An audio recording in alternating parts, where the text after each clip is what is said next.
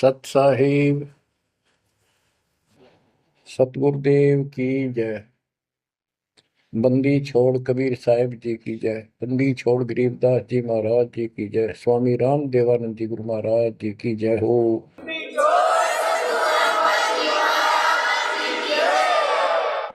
सर्व संतों की जय, सर्व भक्तों की जय, धर्मी पुरुषों की जय। श्री काशी धाम की जय, श्री सुडानी धाम की जय, श्री क्रोथा धाम की जय, श्री बरवाड़ा धाम की जय। सत साहिब गरीब नमो नमो सत्य पुरुष को नमस्कार गुरु की नहीं। सुर नर मुनिजन साधुआ संतों सर्वस दीन। सतगुरु साहिब संत सब दंडवतम प्रणाम। आगे पीछे मध्य हुए किनको पूर्व। परमपिता परमात्मा कबीर परमेश्वर जी की असीम श्रद्धा से बच्चों आपको अमर कथा सच्चा ज्ञान सुनने को मिल रहा है। आपकी किस्मत परमाने अलग लेखनी से लिखी है, अलग आपका अकाउंट है जिस पर काल का कोई अधिकार नहीं है। बच्चों, परमात्मा का एक एक शब्द अपने को सत्य मानना होता है। या तो भक्ति पर लगो मत, भोगो कष्ट। भक्ति पर लग के भी और भक्ति मार्ग में अविश्वास होता है तो वो प्राणी सफल नहीं होता। जैसे दास को पहले शुरुआत में परमात्मा की चाह खूब थी और ये सुना करते थे द्रौपदी का चीर मिट गया, नरसिंह दास भगत की कुंडी भगवान ने ली। तो इस तरह की बातें आत्मा मानती थी, भगवान कुछ भी कर सकता है। पर कोई कह देता था नहीं ऐसा नहीं हुआ करता है, तो वैसे भगवान की आस्था बनाने के लिए कह रखा है ऐसा नहीं हो सकता। तो मन ये भी मान लेता था कि ऐसा ना होगा, पर भगवान तो है। केवल इतना मानकर भक्ति कर रहे थे, दीक्षा भी ले ली थी। और फिर परमात्मा ने ऐसा अजब गजब किया, वो सारी शंका मिटा दी। लोहे की जाड़ी को 1 फुट से ज्यादा बढ़ा दिया और दोनों को बढ़ा दिया 1 को भी। तो बच्चों, विश्वास बहुत जरूरी है। जैसे आपको उदाहरण दिया जाता है सत्संग के माध्यम से।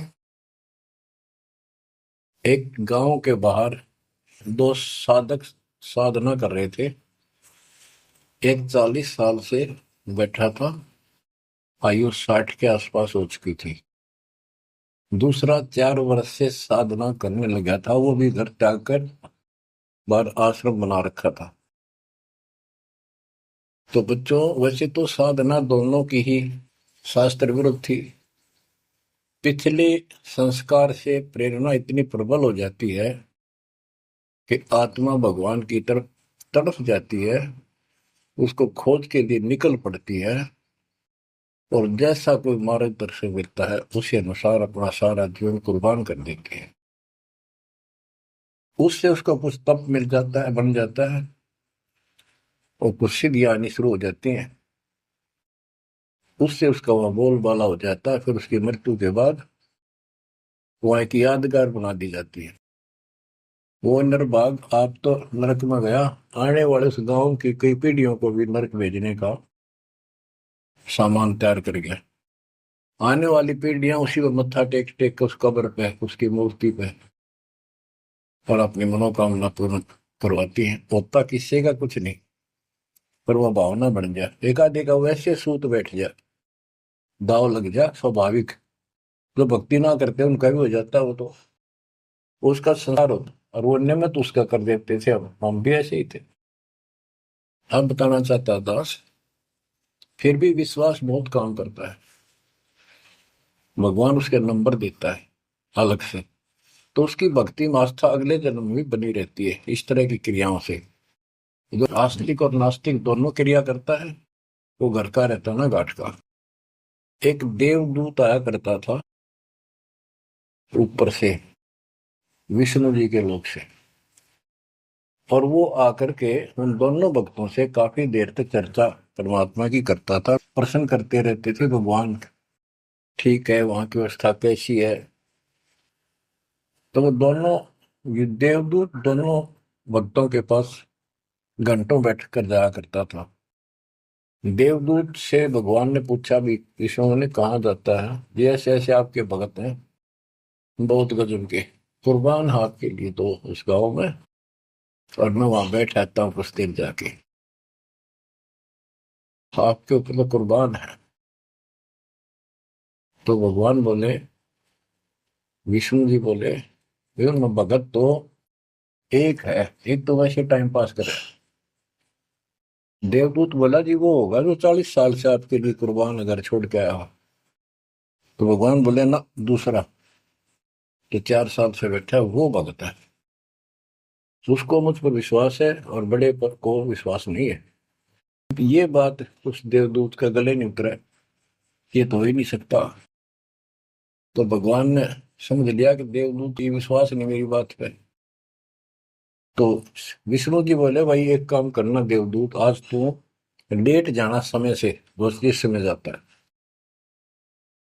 और फिर वो पूछेंगे कारण लेट होने का, उनको फिर ऐसे बताना कि आज भगवान ने समय दे रखा था कि दोपहर को सुई की नोक में से, जिसमें धागा डाल, सुई के नक्के में के सुराख में हाथी निकाल लेगा भगवान, और कहना कि मैं उसको देखने के लिए रुक गया, और भगवान ने हाथी उस सुई के नक्के में के निकाल दिया। वो इसी तरह की क्या, देवदूत पहले उसके पास गया, बड़े के पास, क्योंकि उसको भरम था। तो विष्णु जी ने कहा था, फिर ये देखना वो कौन क्या प्रक्रिया करता है, तुझे स्वयं फैसला हो जाएगा भगत कौन है। देवदूत उस बड़े के पास गया,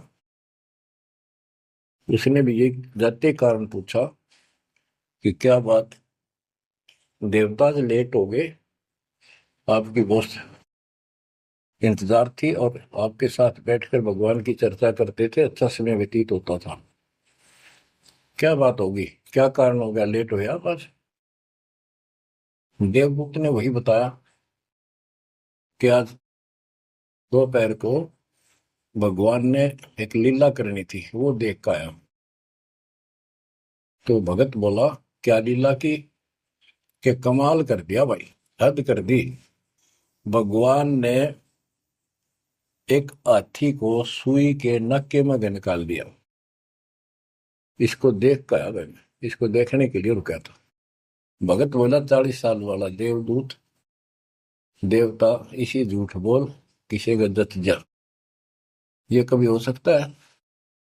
सुई के नक्के में का हाथी निकल जा, क्यों झूठ बोल रहा है?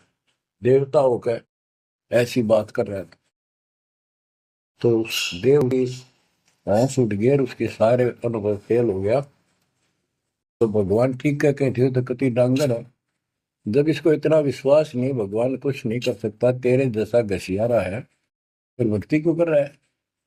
देवदूत उठ कर चल पड़ा। फिर वो 4 साल वाले के पास गया, उसने सोचा यूं तो हमारा धमका दे मेरे को, गुस्से होएगा, इसको तो ज्ञान ही कुछ नहीं होगा अभी तक। उस 4 साल वाले ने भी, भगत ने पूछा, देवदूत तभी लेट हो गए, आपके आने की बड़ी इंतजार रहती थी, आज तो सोच लिया था शायद नहीं आएंगे, क्या काम हो गया ऐसा कोई, हमें भी बताओ। देवदूत बोला, भाई ये बताऊं, झूठ मैं कह नहीं सकता, और सच्ची किसी का गला उतरती नहीं। भगत बोला, बताओ तो सही क्या बात है।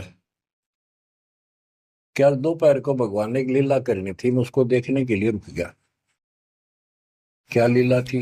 देवदूत बोला, सुई के नक्के में गए, भगवान ने हाथी निकालना था। भगत बोला, फिर क्या हो गया? कि वो निकाल दिया, कमाल कर दिया। बोला, बस भगवान ने निकाल दे, सारी पृथ्वी ने, धरती ने सुई के नक्के में गए, आप हाथी में आश्चर्य कर रहे हो? तो देवदूत ने सीने से लगा दिया उस बालक को। मैं बोला, धन्य तेरे माता पिता जिससे जन्म हुआ। भक्ति कर विश्वास नहीं तो खाक भक्ति है वो। कह कबीर सुनो विषा दो, मैं तो हूं विश्वास में। तो अपने परमात्मा की विज्ञा पे अविश्वास नहीं होना चाहिए। और ये धीरे धीरे आपके साथ भी परमात्मा ऐसी लीला करते रहेंगे और कर भी दी होगी। और ना भी हो तो इतने सारे प्रमाण दिए जाते हैं, विश्वास कर लेना, परमात्मा की भक्ति से दूर ना होना। बच्चों, आपको अजब गजब का ज्ञान दास बता रहा है, जो संत गरीबदास जी ने परमात्मा से प्राप्त हुआ। और ऐसा निर्णायक ज्ञान है, इसका रिजल्ट इस पूरी कथा का फिर बाद में आपको बहुत अच्छा निष्कर्ष मिलेगा। पार्वती जी शिव की पत्नी और 108 बार मर चुकी थी। 109वें जन्म में भी उसने शिव जी को ही पति बनाया। ये संस्कार था उनका। नारद मुनि ने एक दिन आके पार्वती जी को समझाया कि हे माता, भगवान शंकर जी के पास एक ऐसा मंत्र है जो आपको बता देना, उस नाम के जाप से आप अमर हो जाओगे। अन्यथा आप 108 बार मर चुके हो। और वो भगवान उसकी प्रमाण के लिए आपके शरों की खोपड़ी की माला बना रखी है। 108 है, गिन दिए। पार्वती जी बोली, भाई नारद बिल्कुल सही है, 108 है। मैं पूछती हूँ ये किसके के यू क्या है, तो वो टाल मटोल कर जाते हैं। तो हे माता, आपका जन्म मरण मिट जाएगा। तो वो बोली, भाई ये मेरे बात समझ में नहीं आती कि शिव महाराज जी मेरे से कुछ नहीं छुपाते, और इसने ये कैसे छुपा रखा मंत्र मेरे से? मेरे से बहुत प्यार करते हैं और बताते हैं तेरी मृत्यु के बाद मैं बहुत रोता था। तो नारद जी ने कहा, माता अभी तक आप उनको पति मानती हो, जिस दिन परमात्मा रूप देखोगी और उनको एक गुरु रूप में नम्र भाव से प्रश्न करोगी, कति अति नम्र होकर, तब ये गुप्त मंत्र आपको बताएगा। ये मंत्र शिव जी ने किसी को नहीं दिया आज तक, क्योंकि ऐसा किसी का लक है नहीं, ऐसा भाव किसी का है नहीं। तो आपको वो भाव बनाना पड़ेगा जिससे वो आपको अमर मंत्र दे दे। नारद कह के चला गया। पार्वती को बेचैनी होगी, माता जी को। शिव जी जब घर आए और दिनों तो वो दूसरे ढंग से बात करा करती, क्योंकि पत्नी बराबर का हकदार होती है, हिस्सेदार होती है। उस दिन चरणों में लेट गई, दंडोत प्रणाम किया और चरण पकड़ के रोने लगी और कहने लगी, हे भगवान, मुझसे ऐसी कौन सी गलती बन गई कि आपने मेरे से वो अनमोल मंत्र छुपा रखा है? हे भगवान, मैं 108 बार मरी, क्या आप दुखी नहीं हुए होगे? मुझे वो नाम बता दे जिससे मेरा जन्म मरण मिट जाए।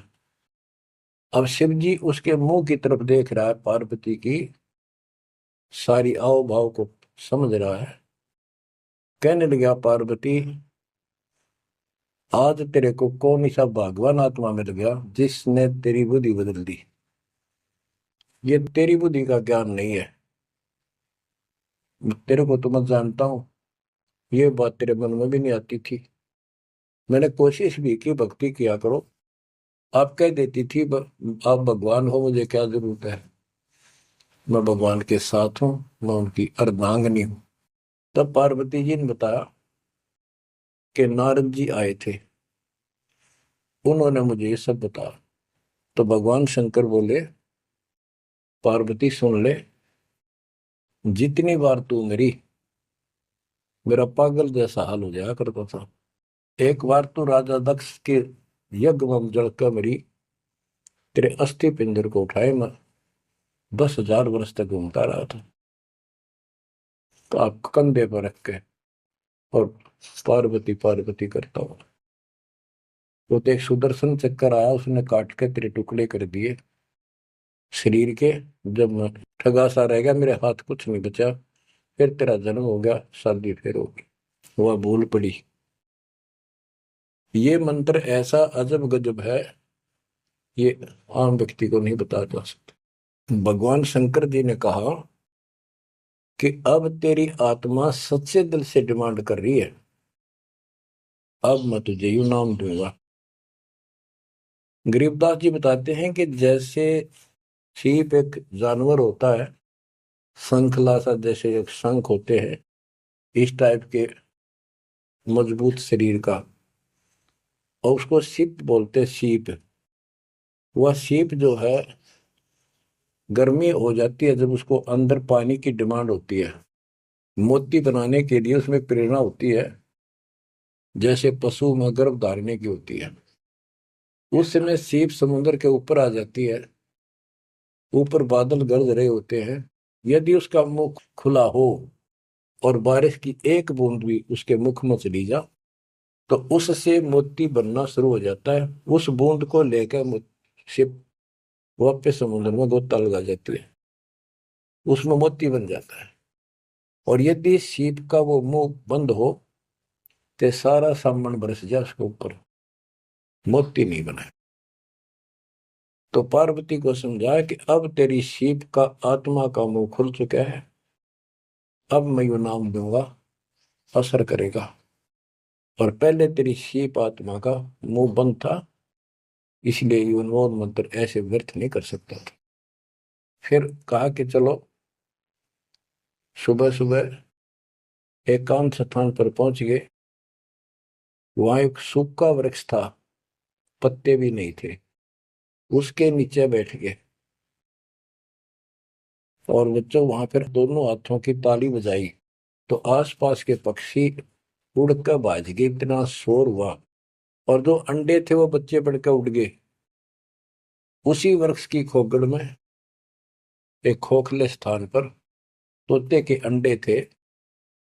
वो जो अंडे थे, वो स्वस्थ अंडे, तो बच्चे बढ़कर उड़ गए।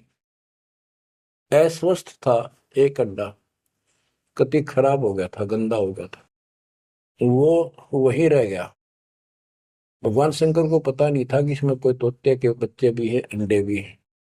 उनको मालूम था कि अंडे भी होंगे तो बच्चे बनकर जा चुके होंगे। अब बच्चों, बहुत सी कहानी इस एक ही कथा से आपको समझ में आएगी। जैसे ये क्या करते हैं, भक्ति ना करके मृत्यु के प्राप्त हो जाते हैं, फिर क्या करते हो, अस्थियों को उठाते हैं, जड़ी हुई हड्डियों को, उनको उठाकर गंगा में बहा के आते हैं। उनका उद्देश्य तो ये होता है कि इसको इतने गहरे पानी में डाल दे कि जो व्यक्ति मर जाता है, स्त्री या पुरुष, जब वो प्रेत बन जाता है तो अपने घर आता है। घर में वो अपने बॉडी को खोजता है, फिर वो जाता है शमशान घाट पे। उसको एहसास होता है कि ये ताजा ताजा जो फूके गए हैं, ये तेरी हड्डी है।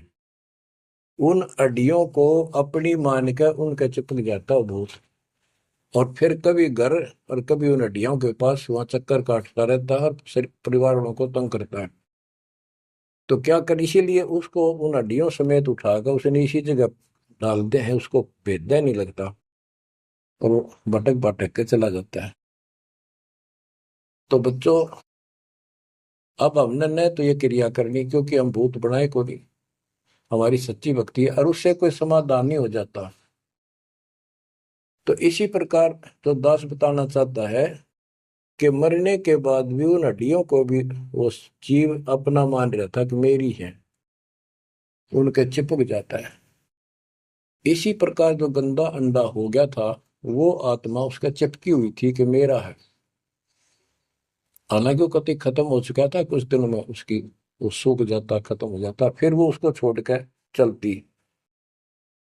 तो वो आत्मा उसके साथ चिपकी हुई थी, उधर से पार्वती जी को कथा सुनाना शुरू कर दिया। अमर कथा सुनाई। क्योंकि गरीबदास जी कहते हैं, कबीर साहब ने बताया, हम बैरागी ब्रह्मपद सन्यासी महादेव, सोहम मंत्र दिया शिव जी को, वो करे हमारी सेव। तो कबीर साहब ने इन सब को यो अमर ज्ञान सुनाया था, सतलोक वाला, सृष्टि रचना सब सुनाई। भगवान ऐसा है, भगवान ऊपर है, भगवान ऐसा है, वो सबका मालिक है। जब तो मान ली, प्रथम नाम एक ले लिया, किसी को ओम दे दिया, किसी को सोम दे दिया, किसी को श्रीयम हरियम दे दिया, किसी को किलियम। इस तरह इनको अपना बनाया परमात्मा ने। और फिर सोचा था कि दोबारा मैं आऊंगा, अगर इनकी बुद्धि काम करेगी, इनकी आस्था ठीक रही, तो फिर नए सिरे तो मंत्र पहला दूंगा। जब दूसरी बार परमात्मा गए, तो इन सब की बुद्धि काल ने फेर दी। इन्होंने सुनी भी नहीं कबीर साहब की बात। तो कबीर साहब वापस आ गए। अब वो ज्ञान शिव जी को था, पार्वती को बताया और मंत्र दिया उसको। अब बच्चों, 5 नाम शिव जी को बताए थे, लेकिन शिव जी विशेषकर एक सोहम मंत्र ही जाप करता है। ये चक्कर ये है कि जो गुरु बताते हैं, हम उस पर ना रुक करके फिर मनमुखी जरूर करते हैं कोई कोई। और परमात्मा जी ने, कबीर साहब ने शिव जी को सब कमलों का भेद बताया था। ये योगी था, इससे तो एक कमल भी नहीं सुलझा था, एक भी, और अभी तक नहीं सुलझा है, लेकिन ज्ञान सारा बता दिया था। तो पार्वती को सुनाया जा रहा था ज्ञान, पार्वती यश करती जा रही थी, देखो ये मूल कमल है, आगे चलो स्वाद चक्र है, फिर नाभि कमल है, हृदय कमल है, उसमें ऐसे ऐसे देवता हैं, कंठ कमल में ऐसा है, त्रिकुटी कमल तक पहुंचा दिया बस। पार्वती जी ध्यान मग्न होगी, उसको नींद आ गई, बोलना बंद कर दिया। उधर से वो पक्षी इस कथा को सुनने से वो अंडा स्वस्थ हो गया तोते का, और ओंकार्य बुलंद आ गया। शिव जी ने देखा आवाज और तरह की आई, पार्वती तो सो रही है, लटके ले रही है बैठी बैठी, आवाज कहाँ से आई। उसने देखा एक पक्षी उस वृक्ष की खोगड़ में, उथोथे स्थान में नजर पड़ा, पक्षी उड़ कर भाग लिया। शिव जी उसके पीछे चल पड़े कि इसने मेरा ज्ञान चुरा लिया। आकाश में उड़ गया, उड़ के पीछे हो लिया। ये तोते वाला जीव अब परमात्मा की अमर कथा सुनता है, उसमें भी शक्ति सिद्धि आ गई थी। और ये ज्ञान जो है पूरे पहुंचे हुए संत से सिद्धि युक्त और अधिकारी से सुनने से ज्यादा असर करता है। भगवान शिव 3 लोक के प्रधान है, इनमें आध्यात्मिक शक्ति है, वो साथ मिलकर उसकी आध्यात्मिक शक्ति के साथ वो वाणी परमात्मा अमर कथा उसके भी बॉडी में गई, उसमें सिद्धि आ गई। मोक्ष तो बहुत दूर की बातें हैं, ये तो लंबा चैप्टर है, लंबी कहानी है, लेकिन सब थोड़ा थोड़ा हिंट आपको देना पड़ता है, कहीं कभी कोई मिसगाइड ना करते। सिद्धियों कहते ये अष्ट सिद्धि 9 निधि के भरे पड़े हैं शिव जी, और इनके वचन से भी सिद्धि आ जाती है, किसी को ये कह दे तो। लेकिन सिद्धियां ने के चाटा, ये मोक्ष तो ना हुआ है। भाव कहने का ये है कि वो तोते वाला प्राणी वेद व्यास के आश्रम में पहुंच गया, उड़ता उड़ता पीछे पीछे शिव जी, वहां शरीर छोड़ गए। और व्यास की पत्नी ने जमाई ली थी, उसके द्वारा, सांस के द्वारा वो सूक्ष्म जीव अंदर चला गया। और जब गर्भधारण का समय आया, तो उनके गर्भ में स्थान लिया, उस बच्चे के शरीर में प्रवेश हो गया, 12 वर्ष तक वहीं रहा। आगे कथा इसमें आगे आएगी, वो बताऊंगा। अब ये वाणी सुनाऊंगा जो आसानी से आपको समझ में आएगी। मोक्ष मुक्ति का लख्यान बेवा, ब्रह्म में पुत्र व्यास सुखदेवा, सतगुर मेरा महादेव पंका, 84 की मिटी न शंका। कि महादेव जैसे भी उनको मिले फिर भी 84 लाख योनियों का चक्कर उसका मिटा नहीं। 78 जन्म गौरी भरमाई, शिव को रुणमाला गले लाई। अर्ध शरीरी देवी गौरा, जिनका थीर बयानी मोरा। 108 जन्म पार्वती जन्मती मरती रही, और शिव जी ने उसके सिर की माला, सिर के रुंड खोपड़ियां माला बनाकर गले में डाल रखी थी। अर्ध शरीरी देवी गौरा, जिनका थीर भया नहीं बोरा। अर्धंगनी थी शिव की पार्वती, और उसका भी मोक्ष नहीं हुआ। नारद मुनि उपदेश बखाना, गिरजा सुनो मोक्ष पद ज्ञाना। सुन हे देवी गौरा माई, 68 तीर्थ पर भी नाई।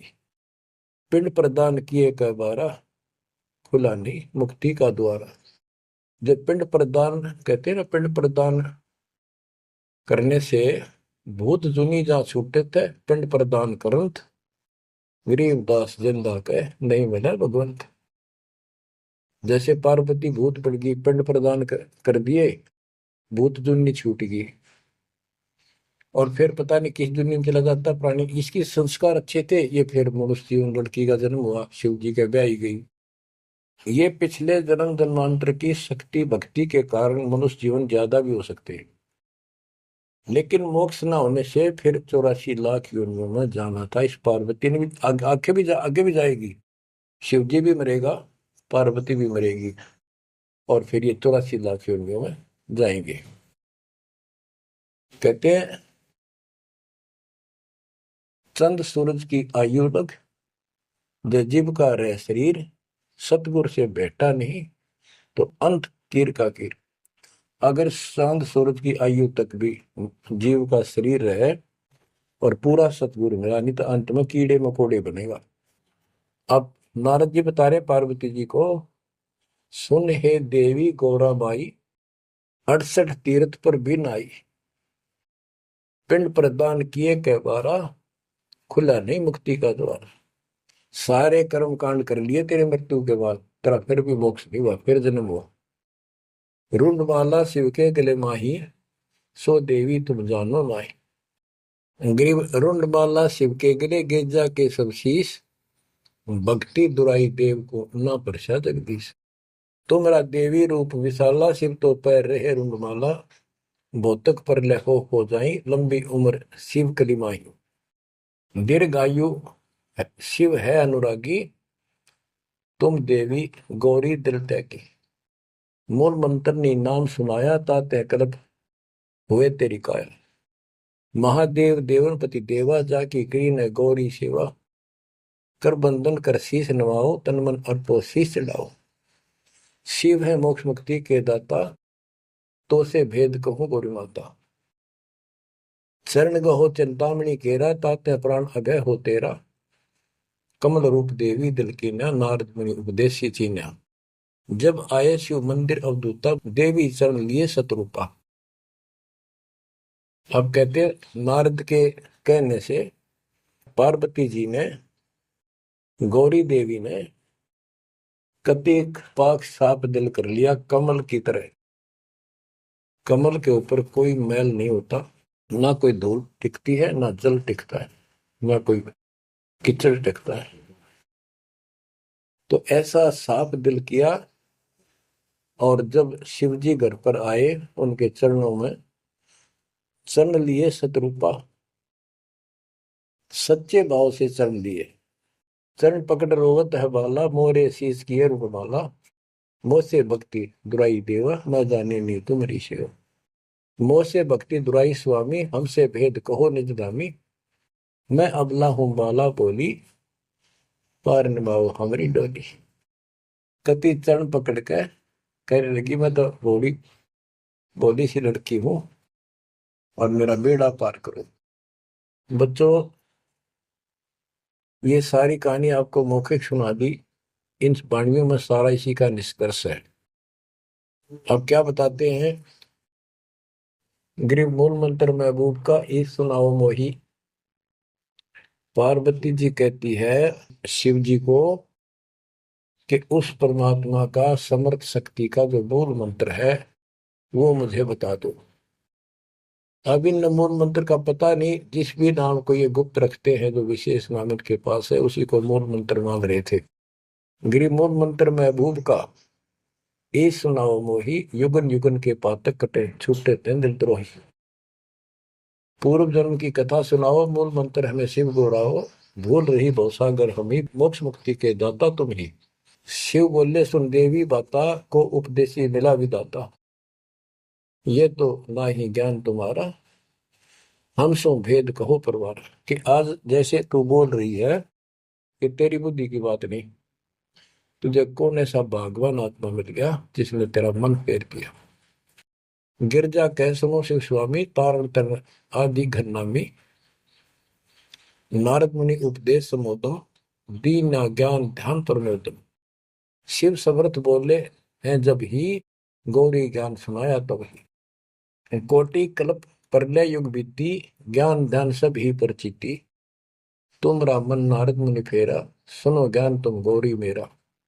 बनखंड चलो गौरी दीवानी, पंछी सुने न हमारी बानी। ऐसे स्थान पर चलो पक्षी भी कोई हमारी बात ना सुन सके। जब शिव कर से लाई तारी, उड़ गए पंछी नर और नारी।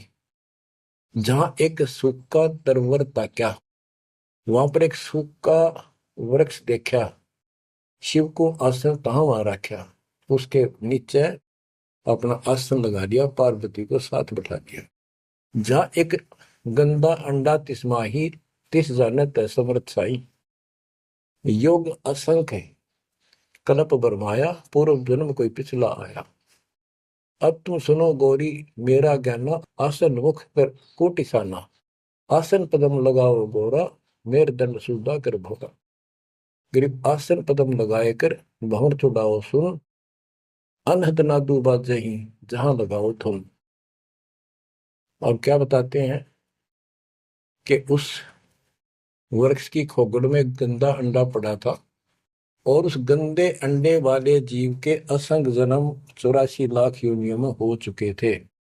यहां से उसके भाग जागे,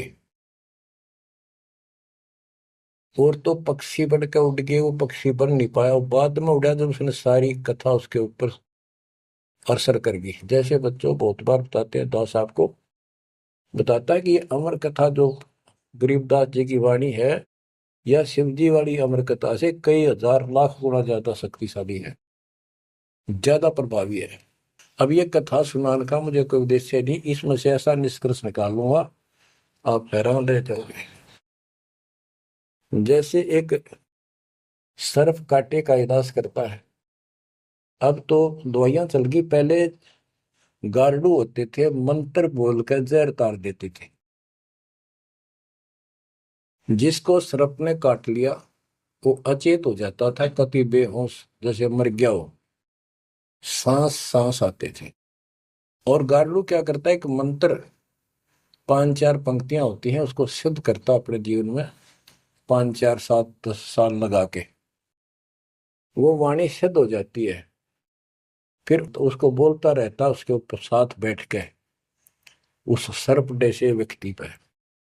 उस समय वो सर्प जैसा व्यक्ति अचेत होता है, ना वाणी सुन रहा है ना उसको समझ रहा है इसका अर्थ क्या है। तो कुछ समय के बाद वो उस वाणी के प्रभाव से उस शरीर का विष खत्म हो जाता है, और वो व्यक्ति जीवित हो जाता, सचेत हो जाता है। इसी प्रकार बच्चों, परमात्मा की अमर कथा जितना जिस जो सक्षम है उसके मुख से जिस सुनी जाती है, तो उस सत्र का उसको लाभ अवश्य मिलता है। तो ये गंदा अंडा था, इसके साथ जीव चिपका हुआ था। ये गंदा अंडा ना सुन सका था, ना बोल सका था, ना वो कह क्या रहा है शिव जी वो समझ सका था। और उस वाणी के बोलने से वो अंडा भी स्वस्थ हो गया, उसमें बच्चा भी बन गया, उसका पांख भी जाम आई, और वो उड़कर भाग भी गया।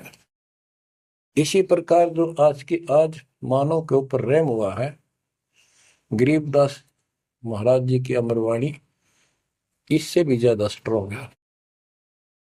और ये अब दास के बुक से चला करेंगी अखंड पाठों में, आसपास के पक्षियों पर भी असर करेगी। आस पास के पशु पक्षी जीव जंतु पेड़ पौधों सब का ऊपर ऐसे असर करेगी जैसे इस पर किया था। और ये सब धीरे धीरे यहाँ से शरीर छोड़ते जाएंगे और मनुष्य जीवन पाते जाएंगे। ये सीधे फिर आके मालिक के चरणों में आएंगे। बच्चों, भक्ति जरूर करेंगे, भक्ति करेंगे तो मालिक कहीं ना कहीं उनको मिलेगा। अब मैं सुखदेव ऋषि की बुक सुनाता हूँ, पार्वती का तो दिया। अब एक बात विचार करो कि जहां पार्वती जी को मंत्र मिला, अमर मंत्र मिला, वो नाम मिला भक्ति करने का, यानी वो शिष्या भई, तो वो स्थान पार्वती के लिए तो अमरनाथ हो सका है। ये जो वहां आजकल जावे हैं मत्था टेकन देखन दर्शन करन, उनके लिए अमरनाथ नहीं है वो। अब जैसे आपने जिस भी आश्रम नाम दान केंद्र पे या कहीं भी दास से दीक्षा ली है, आपका वो स्थान अमरनाथ है। लेकिन उस स्थान से कुछ नहीं लेना देना, मोक्ष नाम से होगा। तो बच्चों, उस स्थान से मोक्ष नहीं है।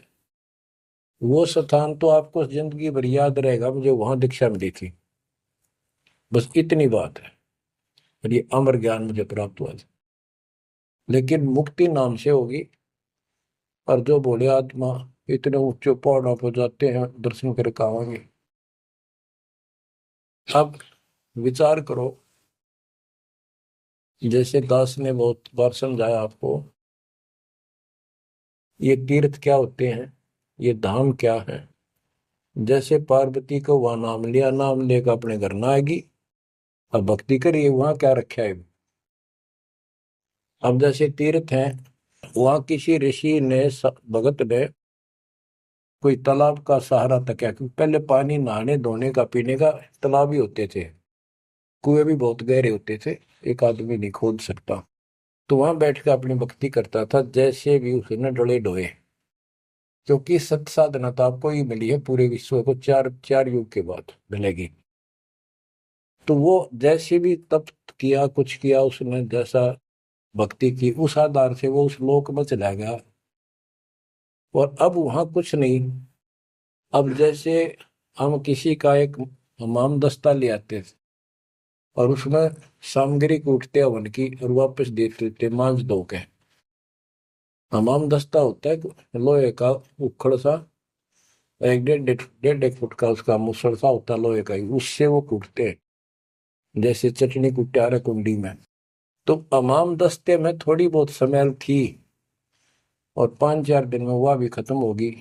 जिसका मांग के लाए थे उसको दे आए, तो उन घर वालों को महसूस हुआ कि इसमें कुछ स्मेल आवा है, तो कोई सामग्री कूट रखी है। और कुछ दिन के बाद वो स्मेल भी खत्म होगी, और वो सामग्री सारी कति साफ करके अपने घर रख ली। अब उस स्मेल को सूंघ बार बार को, हो कमाल हो गया, बड़ी स्मेल आई, फिर वह खत्म होगी, चलो स्मेल लेके आते हैं। उस स्मेल से कुछ नहीं होने का, उस सामग्री से गूगल खेओ, वह बनानी पड़ेगी। इसी प्रकार मोक्ष प्राप्ति के लिए यह साधना करनी पड़ेगी। तो वहां जाने से कोई लाभ नहीं जहां पर कभी कोई ऋषि ने कोई साधना की थी, वो तीर्थ बने हुए हैं। तत्काल ने परमात्मा से कहा था, जो मालिक आए थे जोगजीत रूप में, अपने बच्चे ज्ञानी के रूप में, जोगजीत रूप में, सहजदास रूप में, कई रूप में हम आते रहते हैं। तब काल ने सारी वचनबद्ध करा के मालिक को, और फिर अपनी वह दुष्टता दिखाई थी। इन्हों कहा था, जाओ ज्ञानी वैसे जाओ, जोग जीत संसारा, जीव न माने कहा तुम्हारा। जीव तुम्हारा कहा न माने, हमरी और वो बात बखाने, तीर्थ व्रत और झूठे जब तब मन लाऊं, देवी देव देवर पुजवाऊं, या जीव को बरवाऊं। द्वादश पंथ करूं मैं साजा, नाम तुम्हारा ले करूं आवाजा। द्वादश पंथ जो नाम जो ले, सो मेरे मुख में आन समोई, और अनेक पंथ चलाऊं, या विद जीवों को बरवाऊं। तो आज वो सारा काम इसने कर रखा है। अब आप किसी को समझा के देख लो, आपके सर हो जाते हैं। तुम हमारे देवताओं को ऐसे बताते हो, हमारी साधना को गलत बताते हो। तीर्थों में जाना ठीक नहीं, व्रत रखना ठीक नहीं। तो काल ने बोल रखा था कि हमारी ओर हो बाद में खाने, हमारी ओर हमारा तरफ पक्ष लेकर के वाद विवाद किया करेंगे। अब बच्चों, जो दास बता रहा है कि जो अमर पाठ, अखंड पाठ या वैसे वाणी सत्संग जहां भी चल रहे हैं, चला करेंगे, चलते हैं, चलेंगे, वहां आस पास के पक्षियों को भी इसका राहत मिलेगी। और जैसे सुखदेव ऋषि, सुखदेव व्यास जी की पत्नी के पेट में समा गया, गर्भ में, उसके बाद 12 वर्ष तक गर्भ में रहा। वहां उसको याद रहा कि पिछले जन्म तो असंख्य खो दिए, भक्ति नहीं बड़ी, अब के मानव शरीर प्राप्त हुआ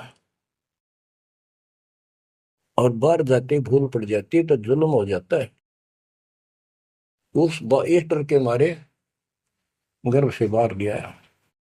12 वर्ष बीत गए, ब्रह्मा विष्णु महेश को टेंशन हुई, ये तीनों आ गए।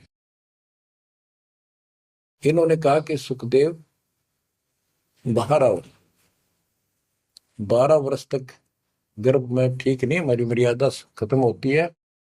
9 महीने भी माताएं गर्भ में बच्चा रखती है, बहुत परेशान हो जाती है, और 12-12 वर्ष रक्षा करेंगी, ये गलत परंपरा डलती है, आप ऐसा ना करो, बाहर आओ।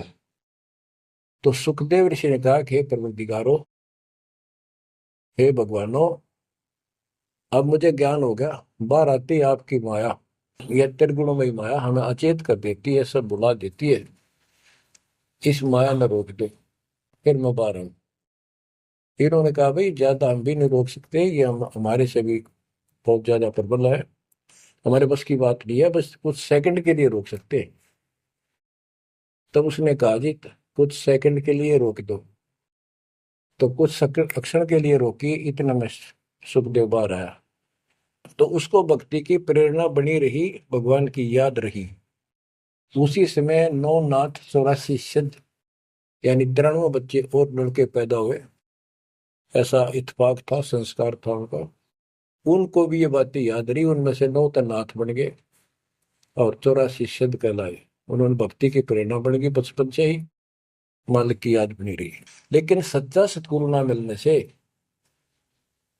ये भी डले डोए। अब बच्चों, ज्ञान पूरा आ चुका है और वो ठीक का समय आ गया है। गुरु पूरा, ज्ञान पूरा, भगवान पूरा। तो अब जो ये वाणी चले हैं और दास के मुख से चला करेंगी, ये कत्युत मस्तार देंगी, काल के पता नहीं कितने जुगाड़ को तोड़ेंगी, कितने जीवों का उद्धार बनेगा। मनुष्य का तो कहना ही क्या, डांगर डोर पशु पक्षी कीड़े मकोड़ों को भी सहारा मिलेगा इसका। ये इन पुराणों से कथा है, और ये आपके सामने सच्चाई इस तरह है। अब तो सुखदेव ऋषि जब बाहर आया, उड़ कर चल पड़ा वहां से। पिता ने कहा बेटा, व्यास जी ने कहा पुत्र, एक बार शकल तो दिखा दे, 12 वर्ष इंतजार की, पुत्र होगा। तब उसने कहा एक देवाद उत्तम, कोई किसी का पिता नहीं पूछता। पिताजी पता नहीं कितनी बार तू मेरा पिता बन लिया, पता ना कितनी बार मैं तेरा पिता बन लिया। अब मुझे समझ में आ गई है, मैं आपकी तरफ देखूं नहीं, मेरा मोह बन जाएगा। ये छूत की बीमारी है, ये मोह, ये विस्तार से फिर कभी बताएंगे।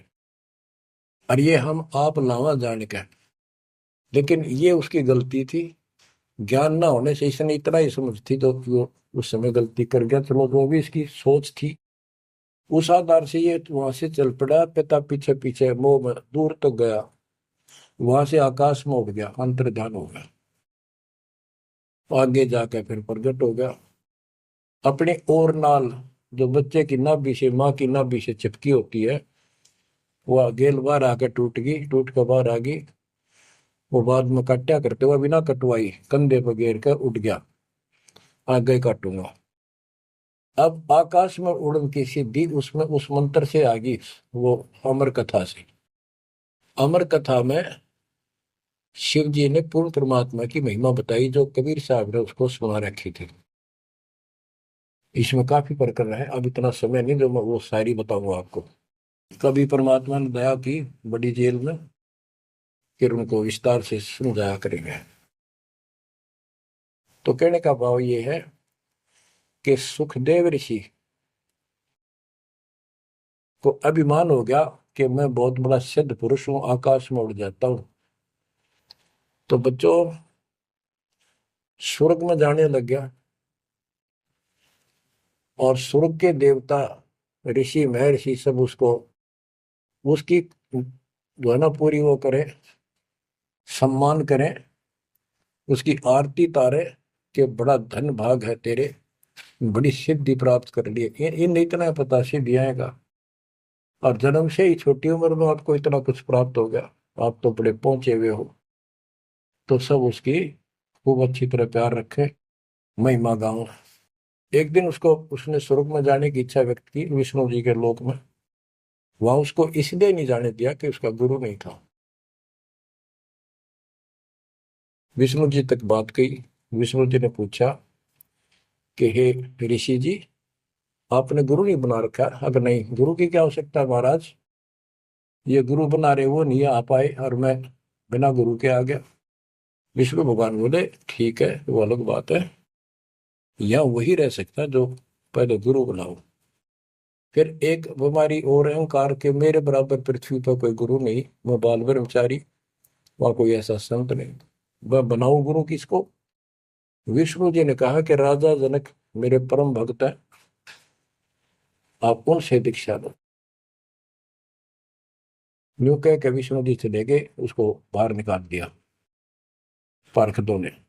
वो स्वर्ग में आए, वहां सारी कथा बताई। फिर अन्य स्वर्ग, कोमर स्वर्ग, फिर ऋषियों के पास आए नीचे, उनको बताया तो सब ने कहा कि सुखदेव बहुत बड़ी गलती कर रखी है, गुरु नहीं बनाएगा, गुरु नहीं बनाएगा तो गधा बनेगा। तो पिछले जन्मों में उसको एकदम वो रील सी चल गई कि मैं कभी गधा बना था एक बार, पर अंधा हो गया, स्वामी ने छोड़ दिया, कुमार ने, और मैं भटकता भटकता इन नाले में फंस गया। मेरा पुली बना ली लोगों ने, आन जान लगे, मैंने कहा नहीं, भटक के भूखा मर के, भूखा होकर तो मरा, प्राण निकले। उस भय से उसको चिंता बनी। फिर अपने पिता के पास वापस आता है। व्यास जी देख के बड़े खुश हुए कि बेटा आ गया। सारी बात पूछी तो सारी अपनी समस्या बताई पिताजी के सामने। पिताजी ऐसे ऐसे बात है, भगवान ने कहा कि राजा जनक को गुरु बनाओ। तो व्यास जी, क्योंकि जितने भी महापुरुष है वो एक सुर में बोलते हैं, उनको इतना ज्ञान तो है, गुरु बिन बात नहीं बनती। उसने विशेष ज्ञान तो सुना नहीं था, वो बैटरी चार्ज होगी, उसने उड़ा उड़ा फिर था, उससे ज्ञान था ही नहीं इसको। तो व्यास जी बोले रे बेटा, मैं तो खुश था, चलो बेटा ना मेरे पास आया, पर यूं चर्चा तो चल रही है व्यास का बेटा इतना पहुंचा हुआ है, अब तने गुरु नहीं बना रखे, मैं तो तुम्हें कमाल कर दिया।